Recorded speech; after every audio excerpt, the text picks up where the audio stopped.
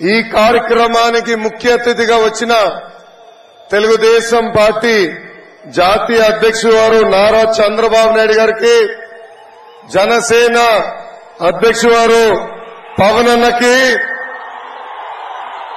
మీ అందరి బాలయ్య, నా ఒక్కడికి ముద్దుల మావయ్య బాలయ్య బాబు గారికి, తెలుగుదేశం జనసేన పార్టీ నాయకులకి, కార్యకర్తలందరికీ నా హృదయపూర్వక నమస్కారం.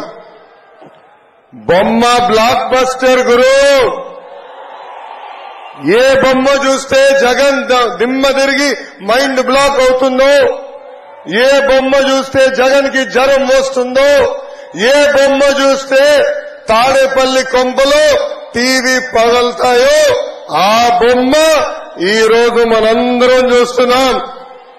విజనరీ చంద్రబాబు గారు, పవర్ఫుల్ పవన్ అన్న, మన సింహం బాలయ్య బాబు గారు ఒకే ఫ్రేమ్ లో ఉన్నారు.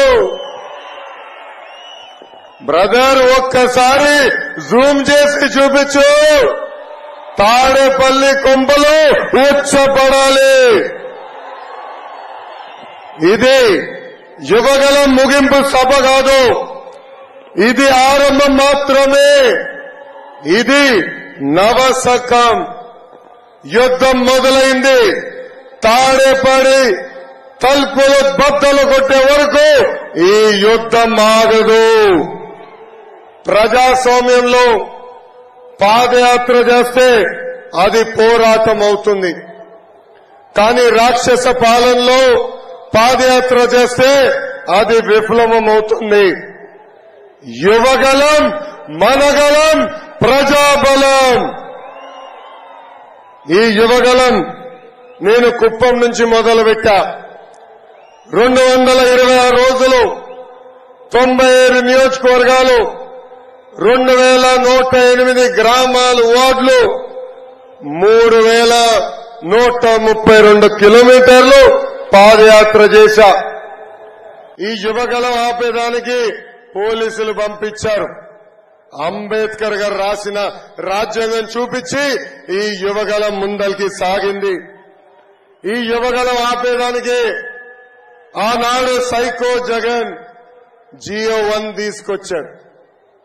ఆ రోజే చెప్పా, జియో 1 మర్చి ఎక్కడ పెట్టుకుంటావో పెట్టుకో, ఈ లోకేష్ తగ్గేదే లేదు.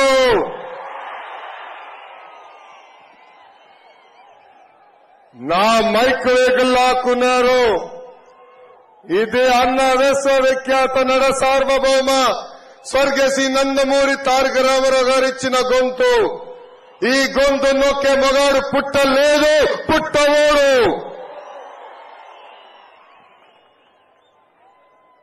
యువగలం ఆనాడే చెప్పా, ఈ యువగలం సాగనిస్తే పాదయాత్ర, అడ్డుకుంటే దండయాత్ర. వైకాపా కార్యకర్తలు పంపించారు. వాళ్ళు మనోళ్ళ పైన గుడ్డేస్తే పసుపు సైన్యం ఆమ్లెట్ వేసి రిటర్న్ గిఫ్ట్ ఇచ్చింది. బామలకే భయపడని బ్లడ్ మనది. ఈ పిల్ల సైకోల్కి మనం భయపడతామా? భయపడతామా? భయపడతామా? భయం మన బ్లడ్ లోనే లేదు బ్రదర్. జగన్ది రాజారెడ్డి రాజ్యాంగం పొగరు, మీ లోకేష్ ది అంబేద్కర్ రాసిన రాజ్యాంగం పౌరుషం.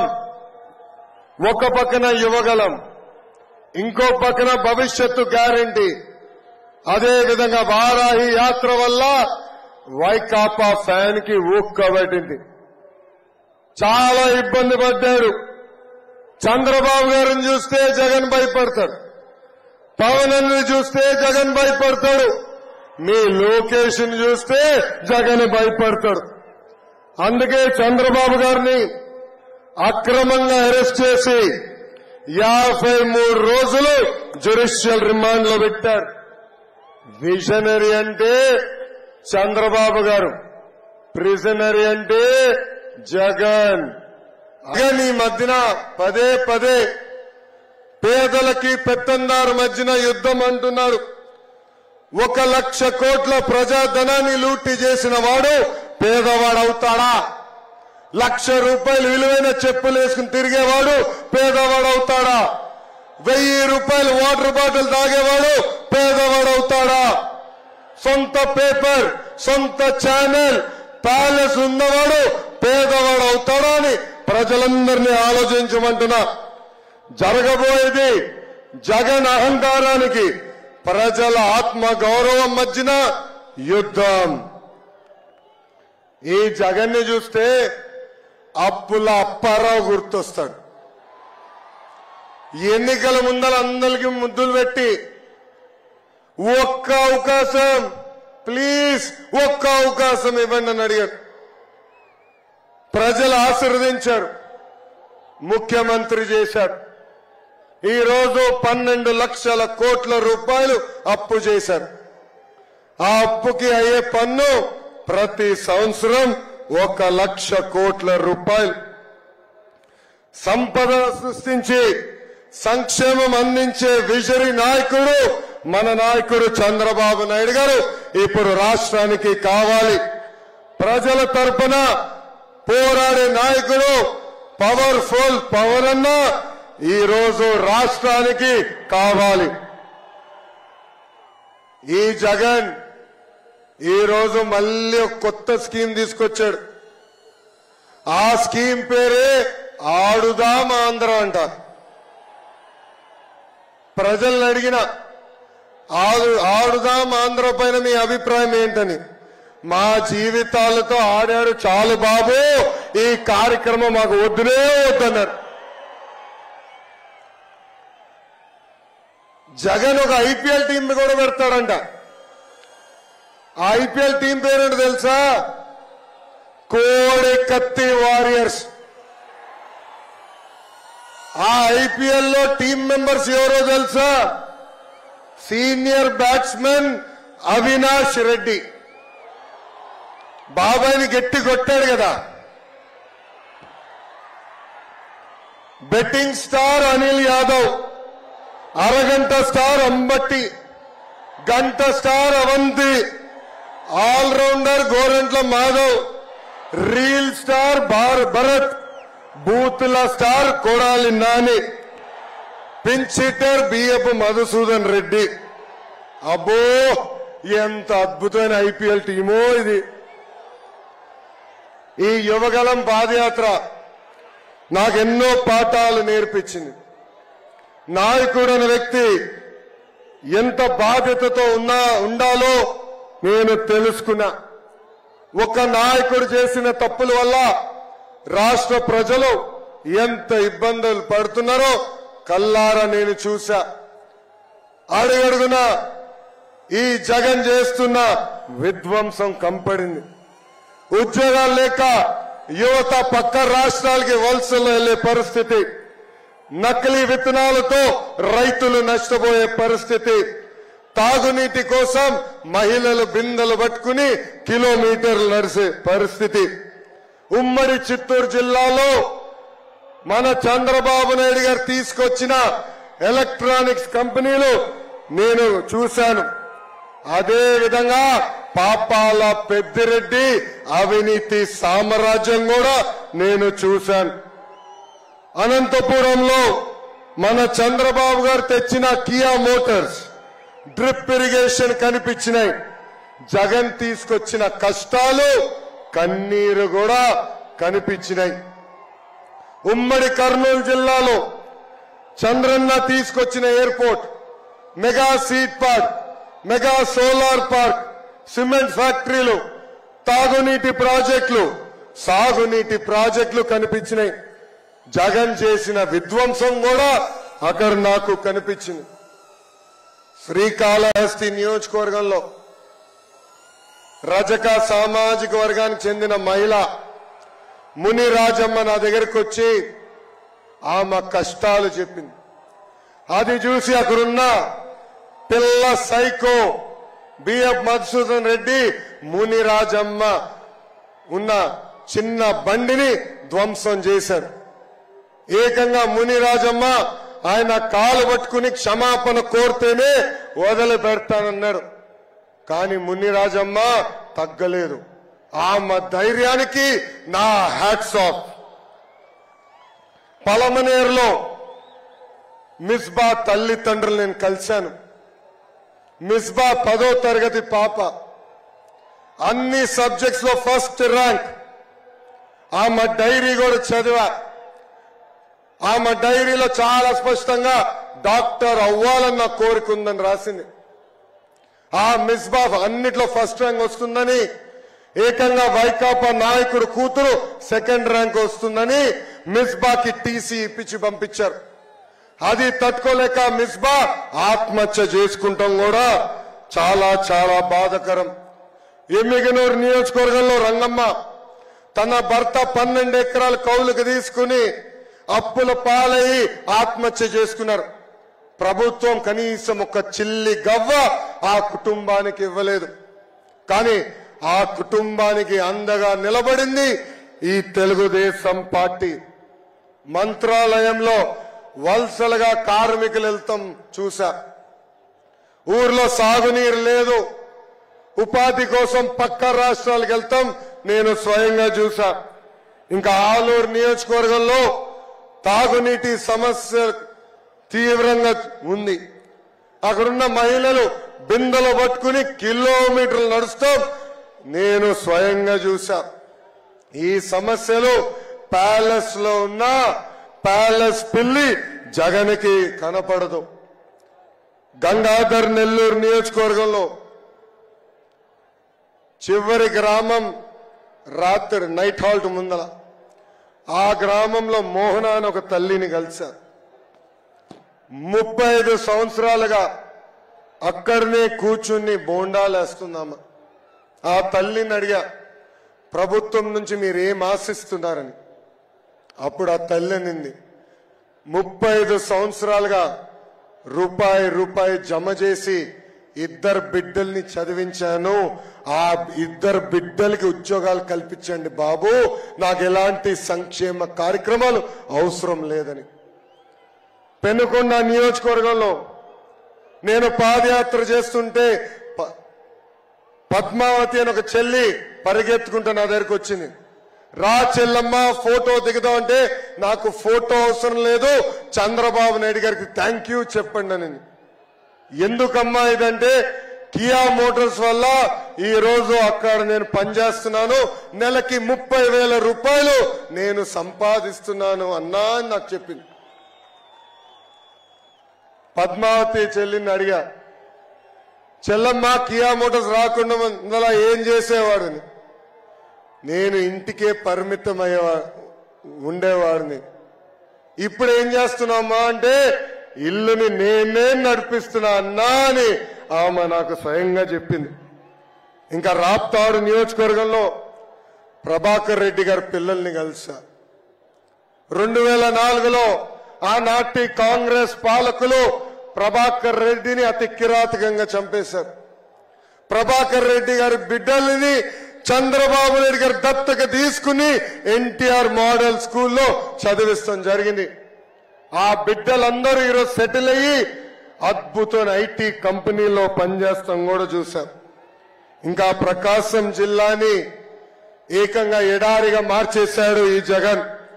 ఒక్క పరిశ్రమ తీసుకురావాలా, ఒక్క సాగునీటి ప్రాజెక్టు పూర్తి చేయాల. ఇంకా గుంటూరు కృష్ణా జిల్లాలో అమరావతి రైతుల్లో పడుతున్న కష్టాలు నేరుగా నేను తెలుసుకున్నా. రాజధాని చంపేసి జగన్ రాక్షస ఆనందం కూడా నేను చూశాను. ఇంకా ఉభయ గోదావరి జిల్లాలో ఆక్వా రంగాన్ని, వరి రైతులని, కొబ్బరి రైతులని, పామాల్ రైతుల్ని ఎలా ఈ ప్రభుత్వం నాశనం చేసిందిగో నేను కల్లారా చూశా. గుంతల రోడ్డుల్లో రోడ్ ఎక్కడుందా అని ఎత్తుక్కునే పరిస్థితుల్లో కూడా నేను నడిచా. అందుకే రాయలసీమ ప్రజలు పడుతున్న కష్టాలు చూసి ప్రత్యేకంగా మిషన్ రాయలసీమ అని ఒక డిక్లరేషన్ ఇచ్చాను. పెండింగ్ లో ఉన్న సాగునీటి ప్రాజెక్టులు యుద్ధ ప్రాతిపదికంగా పూర్తి చేస్తాం. హార్టికల్చర్ హబ్ గా, స్పోర్ట్స్ క్యాపిటల్ ఆఫ్ ఇండియాగా, ఆంధ్ర రాష్ట్రానికి మ్యానుఫ్యాక్చరింగ్ హబ్ గా రాయలసీమని తీర్చిదిద్దుతామని హామీ ఇచ్చాము. ఇంకా ప్రకాశం జిల్లాని ఫార్మా హబ్ గా కూడా చేసే బాధ్యత మన ప్రభుత్వం తీసుకుంటుంది. ఆక్వా రైతుల్లో పడుతున్న కష్టాలు నేను తెలుసుకున్నా. ఆనాడు చంద్రబాబు నాయుడు గారు చాలా స్పష్టంగా చెప్పారు, జోన్ నాన్ జోన్ కి సంబంధం లేకుండా యూనిట్ కరెంట్ ₹50 ఇస్తామని హామీ ఇచ్చాం. ఇంకా ప్రజా రాజధాని అమరావతి కూడా పూర్తి చేసే బాధ్యత మేము తీసుకుంటాం. ఉభయ గోదావరి జిల్లాలో వరి, ఆక్వా, పామాయిల్, కొబ్బరి రైతులకి గతంలో ఎట్లయితే ఆదుకున్నామో అదే విధంగా ఆదుకుంటామని ఈ సభాముఖంగా హామీ ఇస్తున్నాం. ఇంకా 3 ముక్కల ఆట తప్ప ఉత్తరాంధ్ర అభివృద్ధి కోసం ఒక్క ఇటుక కూడా ఈ జగన్ వేయలేదు. విశాఖ ఉక్కు ఆంధ్రుల హక్కు. 31 మంది ఎంపీలు ఉన్నారు. ఏనాడు విశాఖ ఉక్కు గురించి నోరు తెరిచి మాట్లాడలేదు. కనీసం క్యాప్టివ్ మైన్ ఇవ్వాలని కోరలేదు.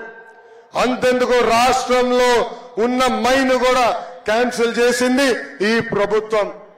విద్యుత్ బిల్ ని విపరీతంగా పెంచి విశాఖ ఉక్కుని మూసేసే పరిస్థితికి తీసుకొచ్చింది ఈ ప్రభుత్వం. ఇంకా స్టీల్ ప్లాంట్ కి చెందిన వేలాది ఎకరాలు కొట్టేసేదానికి స్కెచ్ చేశాడు ఈ psycho Jagan. Visakha railway zone కావాల్సిన భూములు కూడా ఇవ్వలేదు ఈ ప్రభుత్వం. విశాఖ మెట్రో ప్రాజెక్ట్ ని కూడా నాశనం చేసింది ఈ ప్రభుత్వం. మూతపడిన అన్ని షుగర్ ఫ్యాక్టరీలు తిరిగి తెరుస్తామని ఆనాడు హామీ ఇచ్చింది ఈ జగన్. కానీ ఇప్పుడు ఏకంగా తెరుస్తాం కాదు కదా, అక్కడున్న మెషినరీ భూములు కూడా అమ్మేసే పరిస్థితికి ఈ ప్రభుత్వం వచ్చింది. 8 లక్షల ఎకరాలకి సాగునీరు అందించే సుజల స్రవంతి కార్యక్రమాన్ని, లిఫ్ట్ ఇరిగేషన్ ప్రాజెక్ట్ ని గాలికి వదిలేసింది ఈ ప్రభుత్వం. నేను ఐటీ శాఖ మంత్రిగా ఉన్నప్పుడు 15 రోజులకు ఒక్కసారి విశాఖపట్నానికి వచ్చేవాడు. అనేక ఐటీ పరిశ్రమలు తీసుకొచ్చాం. కానీ కోడిగుడ్డు మంత్రి వచ్చిన తర్వాత ఉన్న పరిశ్రమలన్నీ పక్క రాష్ట్రానికి తరలిపోయే పరిస్థితి. చంద్రబాబు నాయుడు గారి హయాంలో ఆర్థిక రాజధానిగా ఉన్న విశాఖపట్నాన్ని ఇప్పుడు ఏకంగా క్రైమ్ క్యాపిటల్ గా ఈ ప్రభుత్వం మార్చేసింది. దస్బౌల్లా భూములు, సిఎంబిసి భూములు, హైగ్రీవా భూములు, ఎక్స్ సర్వీస్ మెన్ భూములు అన్ని కబ్జా చేసింది.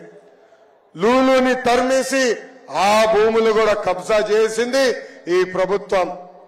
బాధితులందరికీ చెప్తున్నా, 3 నెలల్లో బిగబట్టండి.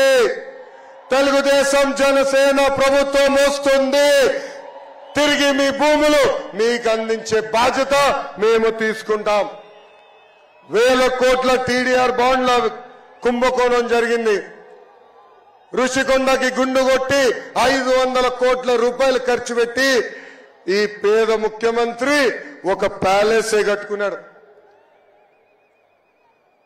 జగన్ కేసుల్లో అక్యూజ్డ్ విజయసాయి రెడ్డి ఒక పక్కన విశాఖపట్నాన్ని నాశనం చేస్తే, ఇంకొక పక్కన వైవి సుబ్బారెడ్డి కొడుకు విక్రాంత్ రెడ్డి మాన్యంలో లాట్రైట్ బాక్సైట్ అక్రమంగా దోచేసుకుంటున్నారు. జీవీఎంసీని అవినీతి అడ్డగా వీళ్ళు ఈరోజు మార్చేసే పరిస్థితి. ఒక్క రోడ్, ఒక్క డ్రైన్ కూడా ఈరోజు విశాఖపట్నంలో వేసే పరిస్థితిలో ఈ ప్రభుత్వం లేదు.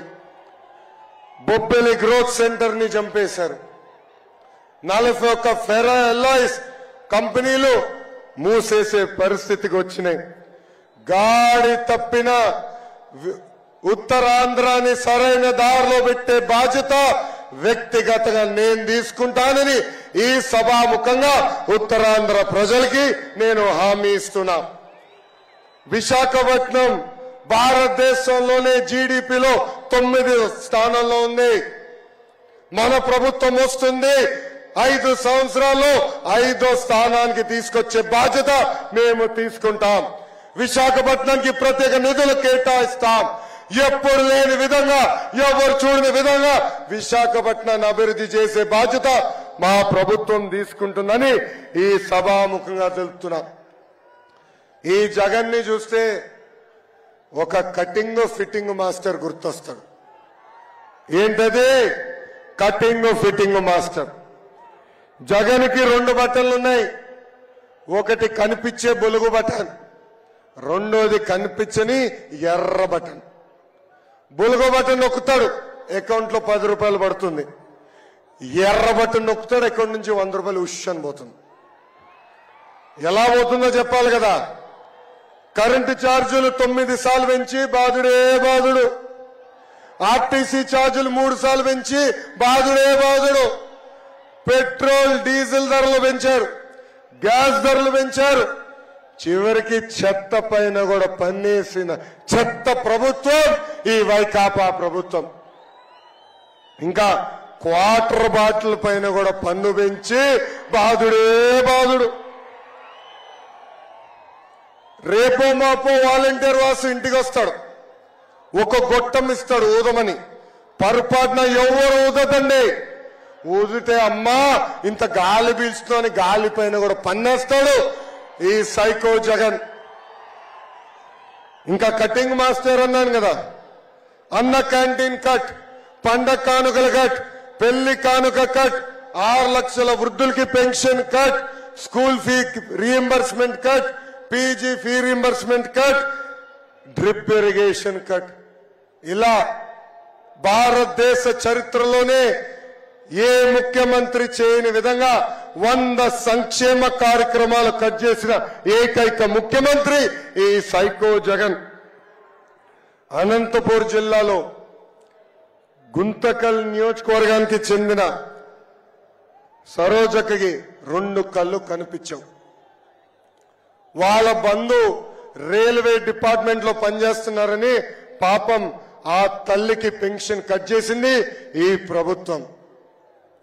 ఆ తల్లి ఏం చేయాలో తెలియక ఆత్మహత్య చేసుకుంది. ఇది ఇలా వేలాది మంది చనిపోయారు. ఇది ప్రభుత్వ హత్య, ఇది జగన్ హత్య. ఎవరు అధైర్యపడద్దండి. 3 నెలల్లో మన ప్రభుత్వం వస్తుంది. రద్దు చేసిన పెన్షన్లు మళ్ళీ ఇప్పించే బాధ్యత మేము తీసుకుంటాం. ఈ జగన్ మహిళలు కూడా నమ్మించి మోసం చేశాడు. ఎన్నికల ముందల సంపూర్ణ మద్యపాన నిషేధం చేస్తా అన్నాడు, చేయలేదు. 45 సంవత్సరాలు నిండిన ఎస్సీ ఎస్టీ బీసీ మైనారిటీ మహిళల పెన్షన్ ఇస్తాన్నాడు, అది ఇవ్వలేదు. ఇంట్లో ఎంతమంది బిడ్డలుంటే అంతమంది బిడ్డలకి అమ్మ ఒడి ఇస్తానని మాట ఇచ్చి మాట తప్పాడు ఈ జగన్. తెలుగింటి ఆడపడుచుల కన్నీరు మేము చూసాం. వాళ్ళ కన్నీరు తుడిచే బాధ్యత మేము తీసుకుంటాం. అందుకే మహాశక్తి అనే పేరుతో మహిళలకి 4 హామీలు ఇచ్చాం. మొదటిది ఆడబిడ్డ నిధి. 18 సంవత్సరాల నుంచి 59 సంవత్సరాల వయసు కలిగిన మహిళలకి ప్రతి నెల 1500 రూపాయలు మన ప్రభుత్వం ఇస్తుంది. సంవత్సరానికి 18,000, 5 సంవత్సరాల్లో 90,000 రూపాయలు మనం ఇవ్వబోతున్నాం. ఇంకా తల్లికి వందనం కింద ఇంట్లో ఎంతమంది బిడ్డలుంటే అంతమంది బిడ్డలకి ప్రతి సంవత్సరం 15,000 రూపాయలు మన ప్రభుత్వం ఇస్తుంది. దీపం పథకం ద్వారా ప్రతి సంవత్సరం 3 ఎన్ని ఎత్తి చూపించండి 3 గ్యాస్ సిలిండర్లు ఉచితంగా మన ప్రభుత్వం ఇస్తుంది. ఇంకా మహిళలు ఆర్టీసీ బస్సుల్లో కూడా ఉచితంగా ప్రయాణించే హక్కు మన ప్రభుత్వం కల్పించబోతుంది. ఇది యువగలం. యువతకు కూడా అనేక హామీలు ఇచ్చి మోసం చేశాడు ఈ జగన్. ఎన్నికల ముందల ప్రతి సంవత్సరం జాబ్ క్యాలెండర్ అన్నాడు, జాబ్లెస్ క్యాలెండర్ ఇచ్చాడు. 2,30,000 పెండింగ్ పోస్టులు భర్తీ చేస్తున్నాడు, భర్తీ చేసింది 0. మెగా డిఎస్సి ద్వారా ఉపాధ్యాయుల పోస్టులు భర్తీ చేస్తున్నాడు, అది గాలికి వదిలేశారు. ఇంకా 6,500 కానిస్టేబుల్ పోస్టులు భర్తీ చేస్తానని హామీ ఇచ్చి మాట తప్పాడు ఈ సైకో జగన్. అందుకే యువతకు చెప్తున్నా, 3 నెలలు ఓపిక పట్టండి. మీ యువగలం నేను విన్నాను. మన ప్రభుత్వం వస్తుంది. 5 సంవత్సరాలు ప్రభుత్వ ప్రైవేట్ స్వయం ఉపాధి ద్వారా 20 లక్షల ఉద్యోగాలు కల్పించే బాధ్యత మేము తీసుకుంటాం. నిరుద్యోగ యువకులు ఎవరు ఉంటే వాళ్ళకి నిరుద్యోగ భృతి కూడా ఇచ్చే బాధ్యత మేము తీసుకుంటాం. ఈ జగన్ పాలన వచ్చిన తర్వాత crop holiday, aqua holiday, power హాలిడేలు ఎప్పుడు లేని విధంగా రైతులు ఆత్మహత్య చేసుకుంటున్నారు. అందుకే రైతులు ఆదుకునేదానికి ప్రతి సంవత్సరం మన ప్రభుత్వం 20,000 రూపాయలు ఇస్తుంది. బీసీ సోదరుల పైన ఎప్పుడు లేని విధంగా దాడులు జరుగుతున్నాయి. 26,000 మంది బీసీల పైన దొంగ కేసులు పెట్టి జైలుకు పంపించింది ఈ ప్రభుత్వం. అందుకే మన ప్రభుత్వ అధికారంలోకి వచ్చిన వెంటనే బీసీలకు ఒక ప్రత్యేక రక్షణ చట్టం మనం తీసుకొస్తున్నాం. అంతేకాదు దామాషా ప్రకారం ఉపకులాల వారిగా నిధులు కేటాయించి బీసీ సోదరులు కూడా ఆదుకునే బాధ్యత మేము తీసుకుంటాము. డాక్టర్ సుధాకర్ గారి దగ్గర నుంచి కొవ్వూరు మహేంద్ర గారి వరకు అనేక మంది దళితుల్ని చంపేసింది ప్రభుత్వం. దళిత సోదరులకి రావాల్సిన 27 సంక్షేమ కార్యక్రమాలు రద్దు చేసింది ప్రభుత్వం. ఒక దళిత హోంమంత్రి నియోజకవర్గంలోనే దళితుల పైన దాడులు జరుగుతున్నాయంటే రాష్ట్ర వ్యాప్తంగా దళితుల పరిస్థితి ఎంత దారుణంగా ఉందో దళితులందరూ ఒక్కసారి ఆలోచించాల.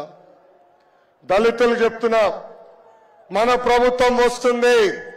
మన ప్రభుత్వ అధికారంలోకి వచ్చిన వెంటనే ఆపేసిన 27 సంక్షేమ కార్యక్రమాలు మళ్ళీ మనం అమలు చేస్తాం. ఇంకా గిరిజనుల గొంతు కూడా కోసేశారు. వాళ్ళకి రావాల్సిన సంక్షేమ కార్యక్రమాలు ఈ ప్రభుత్వం రద్దు చేసింది. ఎస్టీ సబ్ ప్లాన్ పక్కదారు మళ్లించింది. గిరిజనులు కూడా చెప్తున్నా, మీకు రావాల్సిన 16 సంక్షేమ కార్యక్రమాలు మన ప్రభుత్వం ముందరకు తీసుకెళ్తుంది. ఇంకా ఇస్లాంలో ఆత్మహత్య చేసుకుంటాం మహాపాపం. అలాంటిది అబ్దుల్ సలాం, మిస్బా ఎంతో మంది వైకాపా నాయకులు వేధింపుల వల్ల ఆత్మహత్య చేసుకున్నారు. ఇబ్రహీం, హజీరాబీ ఎంతో మంది మైనారిటీల్ని ఈ ప్రభుత్వం నరికేసింది. 2014 నుంచి 2019 మధ్యన రంజాన్ తోఫా ఇచ్చాం. దుల్హన్ పథకం ఉండేది. హజ్ యాత్రికుల్ని సబ్సిడీలు కూడా పంపించింది మన ప్రభుత్వం. ఇలా ఆపేసిన కార్యక్రమాలు తిరిగి ప్రారంభిస్తామని మైనారిటీ సోదరులు కూడా మేము హామీ ఇస్తున్నాం. ఇంకా ఎన్నికల ముందల ప్రభుత్వ ఉద్యోగస్తులు కూడా హామీ ఇచ్చాడు ఈ జగన్. వారంలో సిపిఎస్ రద్దు చేస్తాను. 200 వారాల తర్వాత జీపీఎస్ తీసుకొచ్చి మోసం చేశారు. ఉద్యోగస్తులు తెలుపుతున్నా, ప్రతి నెల 1వ తారీఖు నాడు జీతాలు చెల్లిస్తాం. మెరుగైన ఫిట్మెంట్ అందించే బాధ్యత కూడా మేము తీసుకుంటాం. పాపం పోలీస్ సోదరులు కూడా మోసం చేసిందండి ఈ ప్రభుత్వం. వాళ్ళకి రావాల్సిన టీఏ డిఏ అలవెన్స్ కట్ చేసింది ఈ ప్రభుత్వం. పాపం ఎస్ఐ గారికి 10,000 రూపాయలు కట్, హెడ్ కానిస్టేబుల్ గారికి 8,000 రూపాయలు కట్, కానిస్టేబుల్ గారికి 6,000 రూపాయలు కట్. పోలీస్ సోదరు కూడా తెలుస్తున్నా, 3 నెలలు ఓపిక పట్టండి, మన ప్రభుత్వం వస్తుంది. అధికారంలోకి వచ్చిన మొదటి 100 రోజుల్లో జియో 79 మేము రద్దు చేస్తాం. జగన్ పని అయిపోయింది. అందుకే ఎమ్మెల్యేల్ని ట్రాన్స్ఫర్ చేస్తున్నాడు. ప్రజలందరూ ఆలోచించాలా. మన ఇంటి చెత్త తీసుకుని పక్కోడి ఇంటి ముందలేస్తే అది బంగారం అవుతుందా? బంగారం అవుతుందా? అవుతుందా? చెత్త చెత్తే కదా. మళ్ళీ ఒక నియోజకవర్గంలో చెత్త ఎమ్మెల్యేని ముఖ్యమంత్రి చెప్తే పక్క నియోజకవర్గంలో బంగారం ఎట్లా అవుతాడో నాకు అర్థం అవట్లా. జగన్ ఎమ్మెల్యేల్ని మార్చాలనుకుంటున్నారు, కానీ జనం జగన్నే మార్చాలని నిర్ణయం తీసుకున్నారు. మూడే మూడు నెలల్లో వైకాపా ప్రభుత్వాన్ని శాశ్వతంగా భూస్థాపితం చేసే బాధ్యత మనందరం తీసుకోవాలి. ప్రజలందరినీ కోరుతున్నాం, 175 స్థానాల్లో కనీసం 160 స్థానాలకి తెలుగుదేశం పార్టీ, జనసేన పార్టీ అభ్యర్థిని గెలిపించండి. 25కి 25 ఎంపీలు మాకివ్వండి. అభివృద్ధి సంక్షేమం ఏంటో చేసి చూపించే బాధ్యత మళ్ళీ మేము తీసుకుంటాం. ఈ యువగలం పాదయాత్ర నేను ఇన్ని రోజులు నడిచానంటే, ఇన్ని వేల కిలోమీటర్లు నడిచానంటే దాని వెనకాల మా వాలంటీర్ సైన్యం ఉంది. 400 మంది వాళ్ళ కుటుంబం కాదని, బంధువులు కాదని నాకు అండగా నిలబడ్డారు. చాలా మంది ఐటీ ఉద్యోగాలు మానుకుని నాకు అండగా నిలబడ్డారు. నా పైన బాటలు కాదు కదా, రాయి కాదు కదా, చిన్న ఈగో కూడా వాళ్ళనికుండా నన్ను కాపాడారు. అంతేకాదు, ఈ పాదయాత్ర జయప్రదం అయిందంటే దానికి కారణం తెలుగుదేశం పార్టీ, జనసేన పార్టీకి చెందిన కార్యకర్తలు 6 నిమిషాలు నాకు అండగా నిలబడ్డారు. నాతో కలిసి పాదయాత్ర చేశారు. మీ రుణం నేను ఎన్ని జన్మలెత్తినా తీర్చలేనని సభాముఖంగా తెలుపుతున్నాను. కష్టకాలాల్లో పవన్ అన్న నాకు ఫోన్ చేశారు. ఆనాడు బాబు గారిని జ్యుడిషియల్ రిమాండ్కి పంపిస్తే నాకు ఫోన్ చేసిన మొదటి వ్యక్తి పవన్ అన్న. ఆ రోజే చెప్పారు, ధైర్యంగా ఉండు Lokesh, we're all with you. Babu గారు ఇలాంటి తప్పు చేస్తారని ప్రజలు నమ్మరు, ముందలకెళ్ళని చెప్పారు. కానీ బాబు గారిని ఆ రాజమండ్రి జైల్లో చూస్తే చాలా బాధ కలిగింది. బాబు గారు ఉన్న బ్యారక్, ఆయన మొదటిసారి ముఖ్యమంత్రి అయినప్పుడు కట్టిన బ్యారక్, ములాఖాత్ చేసిన రూము ఆయన 3వ ముఖ్యమంత్రి అయినప్పుడు కట్టిన రూమ్. దేవుడు మాకు ఒక పరీక్ష పెట్టాడు అనుకున్నాడు. మనందరి అమ్మ భువనమ్మ మనకు అండగా నిలబడింది. నేను బాధపడి కళ్ళంతా నీళ్లు పెట్టుకుంటే కొండంత భరోసా. వెనకాల నుంచి వెళ్ళు, భయపడొద్దు, ముందలికి నాడు, ఇంటికి రావద్దు, పోరాటం పూర్తయిన తర్వాతనే గర్భ తక్కువని భువనమ్మ నాకు ముందలికి పంపించింది. ఈరోజు ఇంటికి వెళ్తే విచిత్రమైన పరిస్థితులు ఉన్నాయి. మొన్న తుఫాన్ వస్తే ఒకరోజు బ్రేక్ వచ్చిందని ఇంటికి వెళ్ళా. దేవాంశ్ కూడా నన్ను చూసి ఇంట్లో ఏం చేస్తున్నావు, నడవాలి కదా నువ్వు అంటున్నాడు.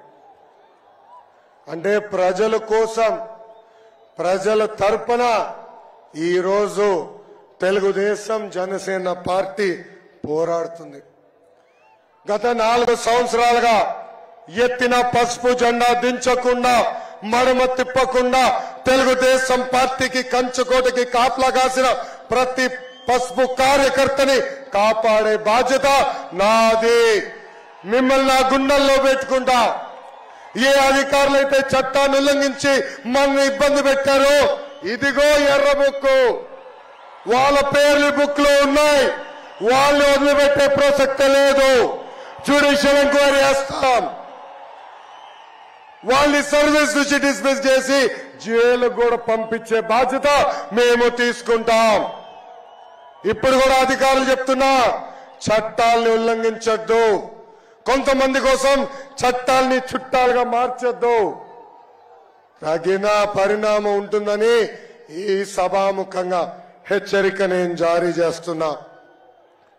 ఇంకా చివరిగా మన పవన్ అన్న పవర్ఫుల్ డైలాగ్ ఉంది. ఏంటది? Hello AP,